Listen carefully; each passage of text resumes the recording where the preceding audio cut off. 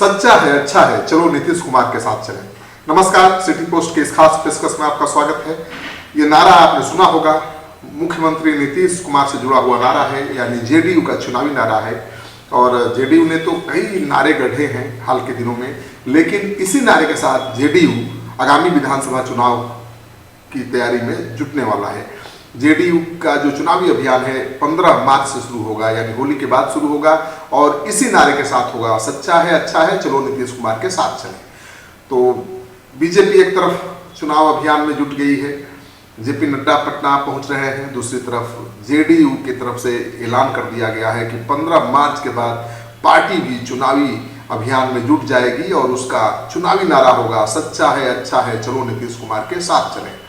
तो आरसीपी सिंह जो पार्टी के वरिष्ठ नेता हैं, उन्होंने नारा गढ़ा है और लगातार आपको पता है कि पोस्टर वार चल रहा है जेडीयू और आरजेडी के बीच, और वैसे में कई नारे सामने आ चुके हैं। पता नहीं चल पा रहा था कि किस नारे के साथ जेडीयू चुनाव मैदान में उतरेगा, लेकिन अब जेडीयू ने साफ कर दिया है कि यही नारा उसका चुनावी नारा होगा, सच्चा है, अच्छा है, चलो नीतीश कुमार के साथ चलें। तो देखना यह है कि नीतीश कुमार को बिहार की जनता कितना पसंद करती है, इस नारे पर कितना, इस नारे से कितना रिझती है, और जेडीयू के समर्थन में किस हद तक मजबूती के साथ खड़ी होती है। इसी पर तो चुनाव नतीजा डिपेंड करेगा। लेकिन सबसे बड़ा सवाल यह है कि क्या इस बार लोकसभा चुनाव की तरह बराबर सीटों पर बीजेपी जेडीयू चुनाव लड़ेगा?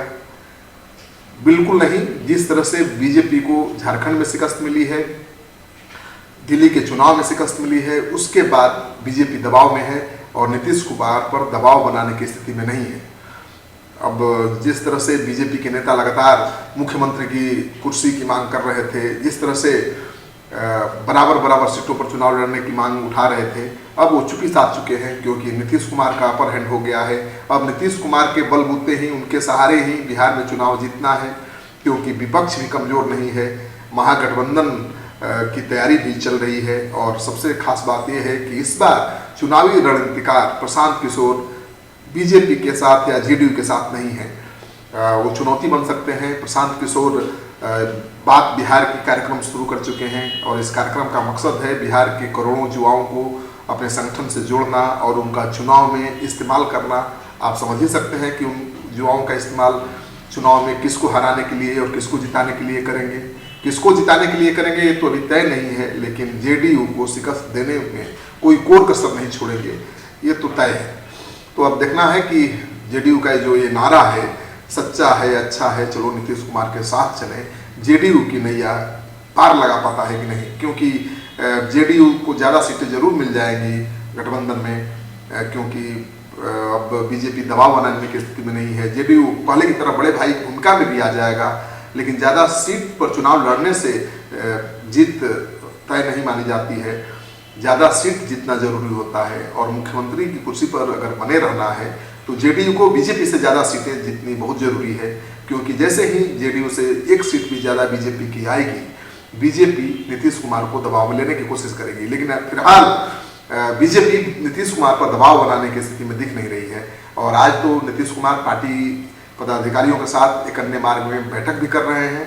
इस बैठक में चुनाव की रणनीति बनेगी, चुनाव की तैयारी कैसे करनी है उसकी रणनीति बनेगी। जेडीयू के दफ्तर में लगातार चुनाव को लेकर पार्टी पदाधिकारियों की बैठक चल रही है। कल भी जेडीयू के दफ्तर में व्यवसायिक प्रकोष्ठ की बैठक थी, और इसमें बताया गया व्यापारियों को, उनसे कहा गया कि आप जिस तरह से मार्केटिंग में एक्सपर्ट हैं, आपको एक्सपर्टीज हासिल है मार्केटिंग में, आप खराब चीज़ को भी बेच लेते हैं, तो नीतीश कुमार तो एक बढ़िया ब्रांड है, इसको भी आपको इस चुनाव में बेच लेना है। तो किस तरह से व्यावसायिक प्रकोष्ठ जेडीयू का नीतीश कुमार के ब्रांड को इस चुनाव में भुनाता है, इस बात पर जेडीयू की जीत सुनिश्चित करेगी। आपको ये कार्यक्रम अच्छा लगे तो दोस्तों के साथ इस वीडियो को खूब शेयर करिए। अगर आपने अब तक हमारा चैनल सब्सक्राइब नहीं किया है तो कर लीजिए। आपका सहयोग समर्थन सिटी पोस्ट के लिए बहुत मायने रखता है।